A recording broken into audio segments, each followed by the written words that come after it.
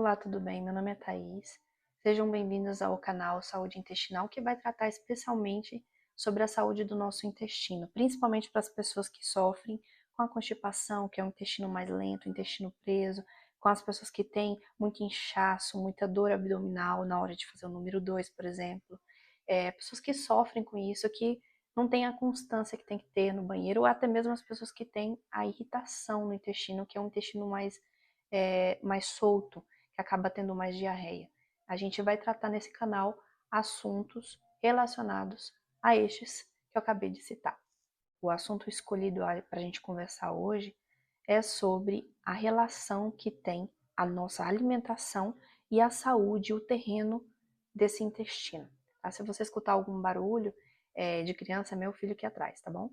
Você já parou para pensar e analisar o que você costuma comer durante o dia, no decorrer da semana, nos finais de semana? Você já parou para pensar e observar como está a tua alimentação? E você já parou para pensar que isso tem relação direta com a saúde do teu intestino? Ou seja, com as constâncias, como você vai no banheiro, com o aspecto, por exemplo, das fezes. As fezes, o formato, a cor, a constância de você ir no banheiro vai dizer muito como está a tua saúde. Se você tem um intestino mais lento, mais preso, que era, por exemplo, o meu caso, pode ser vários fatores. E um dos fatores, que é o alicerce, é a alimentação. E é o que a gente vai falar aqui hoje. E hoje, até o final desse vídeo, você vai entender sobre também algumas doenças que têm relação direta com o nosso intestino e que a gente nem tinha ideia que poderia ser o intestino. E eu vou te mostrar que sim, que tem relação, que se você equilibra, você ajusta a qualidade e a saúde do teu intestino e o que você come, você com certeza recupera a saúde do teu corpo. Então, assim, a alimentação, ela vai tender para ser uma alimentação mais desinflamatória ou ela vai tender para ser uma alimentação mais inflamatória, que vai inflamar, que vai causar diversos tipos de inflamação no teu corpo. Isso tudo por causa da alimentação. Claro que as doenças do nosso corpo são desenvolvidas não só a partir do que a gente come, não só a partir da nossa alimentação. As doenças do nosso corpo são desenvolvidas principalmente começando pelo espiritual, pelo mental, pelas emoções, porque são as emoções que vai nos levar a ter compulsões, por exemplo, em comer doce exageradamente, ou comer de forma compulsiva para preencher um espaço, um vazio que a gente acaba tendo por causa das emoções. Então, é a partir das emoções que vai desencadear essas questões da má alimentação. De comer isso para sentir conforto, sentir alívio, né? Então, é a partir daí. Mas hoje a gente vai falar somente da alimentação. E o que isso provoca no nosso corpo e principalmente no nosso intestino. Tem um alimento que é utilizado como algo inofensivo, que é dito como alimento, mas na verdade não é, que é um produto, e que a gente acaba que toma isso na nossa infância. Eu, por exemplo, ingeri isso minha infância inteira, e quando eu descobri que fazia extremamente mal para minha saúde, eu cortei e eu tirei definitivamente. Por quê? Porque eu quero ter saúde e eu sei que aquilo não vai me trazer nenhum tipo de benefício, que é o refrigerante, gente. E por que eu digo isso?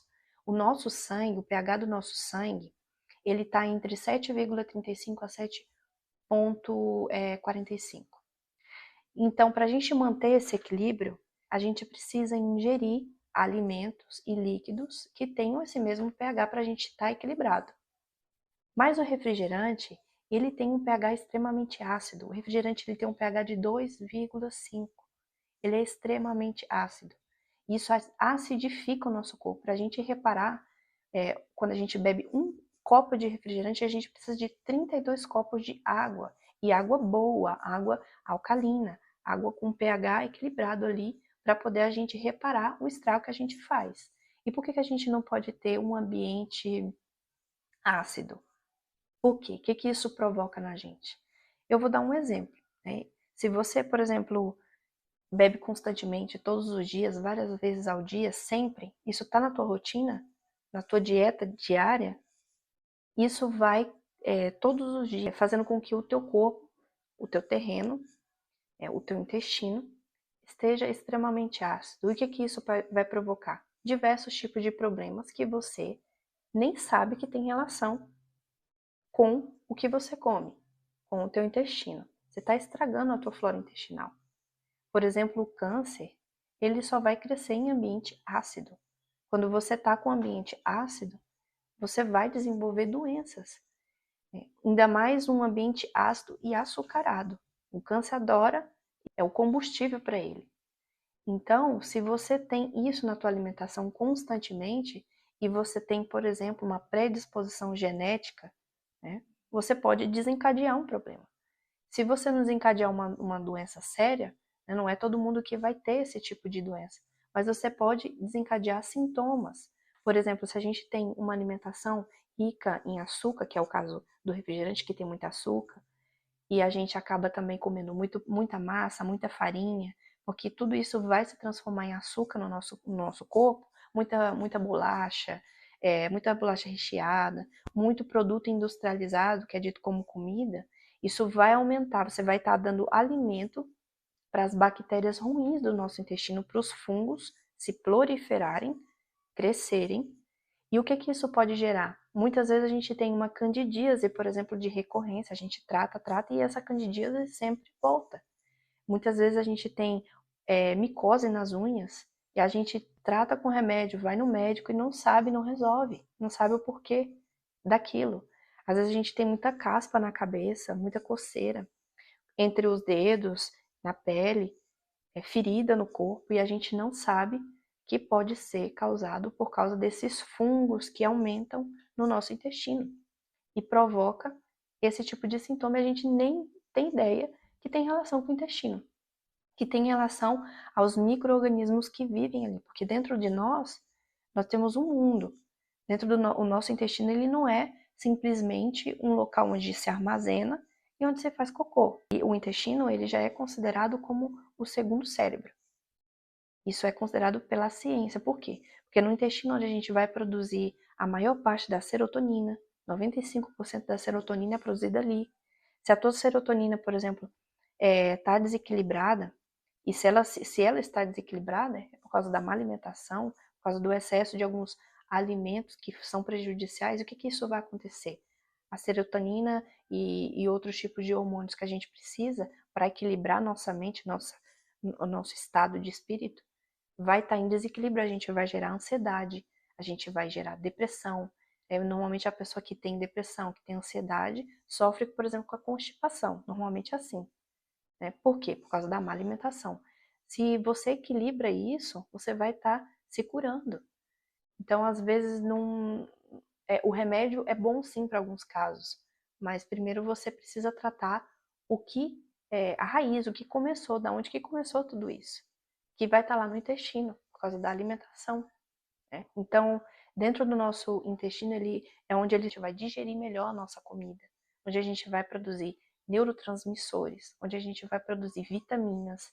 Então, se você tem um desequilíbrio nessas bactérias, no número dessas bactérias, porque você se alimenta mal, você vai estar alimentando as bactérias ruins e aquele número de bactérias vai estar aumentando, vai estar predominando e diminuindo o número de bactérias boas que tem que estar ali para equilibrar o nosso intestino. Então, tudo parte desse princípio da alimentação. Outra coisa que a gente coloca dentro da nossa alimentação, que a gente acaba utilizando todos os dias, várias vezes ao dia, para preparar os nossos alimentos, são os óleos vegetais, que é tido como normal, mas são extremamente prejudiciais para a nossa saúde. Por quê? Porque é extremamente industrializado, aquilo vai entupindo o nosso corpo, provocando vários tipos de sintomas e de problemas e de doenças. Inclusive, você pode contar aqui para mim que tipo de óleo, aqui nos comentários, que tipo de óleo você costuma cozinhar os seus alimentos. Com óleo de canola, com óleo de girassol, com óleo de soja, com óleo de milho. Né? E por que eles são extremamente prejudiciais? Normalmente, esses óleos a gente utiliza para fritar coisas, né? Ou refogar um arroz e tal. Quando a gente utiliza ele em frituras, além de você estar, por exemplo, comendo um pastel de feira ou uma batata frita, você vai estar engolindo uma porção daquele óleo. E o que tem de errado nisso? aquilo vai entupindo principalmente pelas toxicidades que existem nele. Ali tem substâncias e elementos dentro daquele óleo que é frito, né? Porque o pastel, por exemplo, de feira e as batatas fritas que a gente compra por aí, são óleos que o pessoal reutiliza, eles não vão trocando, eles vão reutilizando e acrescentando mais. O que acontece? Aquilo queimado, repetindo várias e várias vezes, sendo reutilizado, você tem substâncias que são semelhantes à substância da combustão da gasolina do escapamento do carro. Então aquilo intoxica o teu organismo. E essa toxicidade vai te provocando sintomas, porque teu corpo vai buscando maneiras de se limpar e vai te dando sinais. Tem um estudo que foi feito a respeito da introdução desses óleos vegetais lá nos Estados Unidos, quando começou isso, quando a indústria começou a inserir isso na sociedade, no mercado para se comprar, que foi a relação que eles fizeram dos problemas cardíacos. Em 1930, eles analisaram que de problemas cardíacos morreram nos Estados Unidos menos de 3.000 pessoas. Aí, nesse período de 1930, entre 1960, nesse período aí no meio, que foi quando eles começaram a introduzir e as pessoas começaram a utilizar nas suas casas esses óleos para poder cozinhar os alimentos. Aí o que aconteceu? Em 1960, eles observaram que de infarto morreram mais de 300.000 pessoas. Então você vê uma relação direta que tem da introdução desse produto com essa doença. E fora que esses azeites provocam anemia, provocam problemas de visão, vai provocar alguns tipos de câncer, vai provocar problemas respiratórios por causa de um ácido que tem lá dentro, que se chama ácido erúcico, que é extremamente tóxico para a gente. E isso você se alimentando constantemente por algumas décadas, no futuro você vai sofrer com algum tipo de doença grave. Então, você sabendo disso hoje, do problema que tem esse tipo de óleo, o que você pode fazer? Não simplesmente fingir que você não está vendo, fingir que você não escutou essa informação, que foi o que eu fiz. Eu fiquei sabendo dessa informação, eu busquei, eu fui pesquisando, e o que eu fiz? Eu tomei uma atitude. Eu mudei a forma de cozinhar os meus alimentos. A gente pode voltar lá nos tempos atrás, um tempo mais raiz, que não é muito longe, que é o tempo das nossas avós, nossas bisavós, que cozinhavam utilizando gordura dos animais, que é mais simples, que você mesmo pode fazer em casa e é mais barato. Por exemplo, a gordura do porco. Você utilizando com equilíbrio, você pode até reutilizar. Né? Então, por que a gente tem que prestar muita atenção nisso? Porque lá na frente pode me causar algum tipo de problema e algum tipo de sintoma que eu nem estava sabendo que tinha relação com o que eu como, que vai prejudicar ali a flora do meu intestino, que tem a ver com a minha saúde, com a minha imunidade, com a minha vitalidade, que está tudo ali. Como eu disse, o intestino ele é considerado o segundo cérebro. Tudo começa e termina por ali. Então a gente tem que dar devida atenção, sim, a esse órgão. Observar como que está a consistência dessas fezes, quantas vezes eu vou no banheiro, a cor, tudo isso vai dizer o que eu tenho. Se eu tenho saúde ou se eu não tenho saúde. Se a gente, que era o meu caso, por exemplo, que tem um intestino mais lento, mais preso, o porquê que isso acontece? Principalmente com a minha forma de comer, com a forma de eu me hidratar. Eu vou ter que observar que tipo de alimento que vai me causar mais uma lentidão no intestino. Por exemplo, a gente sabe que a farinha de trigo, né, tem muita gente que não tem nenhum tipo de problema com a farinha de trigo, né, consegue digerir e simplesmente não tem. Mas eu, por exemplo, que tenho um intestino que tende a ser mais lento, um intestino que tendia a ser mais preso, que hoje já não tenho mais, quando eu como a farinha de trigo, o que acontece? O meu intestino fica mais lento. Eu observei isso, então o que eu faço? Eu evito. Porque se eu evito e eu equilibro a minha alimentação, quando chegar o momento que eu tenho que comer aquele alimento, porque a gente vive na sociedade, às vezes a gente tem que sair e jantar na casa de algum amigo e tal, eu não vou ter um problema muito sério. Mas por que isso acontece? Primeiro porque o trigo, a gente tem alterações na biogenética dele, né? Por causa da indústria que precisou produzir mais. Então, o que isso aconteceu? Aumentou a quantidade da proteína que é o glúten. E isso nosso corpo tem muita dificuldade de digerir isso. Isso pode causar alergias, isso pode causar problemas na pele, como por exemplo a acne, que eu sofri muitos anos com a acne, por exemplo. Hoje eu tenho manchas, mas manchas da acne, né, do passado. Mas é um problema que aparecia constantemente, às vezes de forma muito agressiva, porque eu não sabia que o trigo me provocava isso. Provoca coceiras, provoca alguns tipos de alergias. Então, tudo isso tem a ver com o trigo. E fora que o trigo, ele vai fazendo como se fosse uma espécie de cola nas paredes do teu intestino, vai dificultando a mobilidade do intestino. Porque ele precisa se contrair, ele precisa se mover para expelir para fora o cocô. E o trigo, ele causa essa dificuldade nessas pessoas que têm um problema com o intestino mais lento. Então, observar o que eu como, a reação que eu tenho com aquele alimento. Por exemplo, pode causar também inchaço abdominal, que também era o meu caso. Então, se eu estou vendo que esse alimento me provoca tudo isso, eu não vou insistir. Porque se eu insistir, vai chegar um momento que eu não vou poder mais comer. O meu corpo não vai mais tolerar aquilo. A mesma coisa com leite, que é um alimento natural, mas que hoje a gente sabe que tem alterações na seguinte maneira. As vacas, para produzir o leite, a gente sabe que elas precisam estar prenhas, elas precisam estar grávidas. E eles injetam constantemente hormônios para poder essa vaca produzir o ano inteiro. Isso tudo vai para o leite, para as secreções do corpo daquele animal, que é, por exemplo, o leite.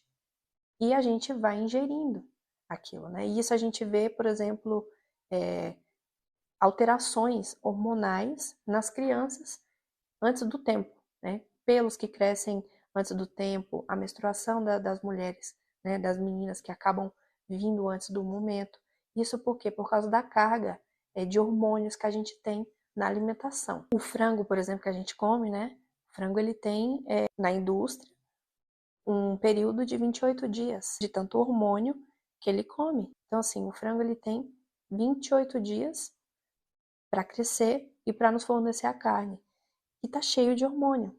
Né? Para acontecer isso, precisa ser injetado hormônios. É extremamente necessário que a gente observe o que a gente come, porque isso vai refletir lá na frente, no meu futuro.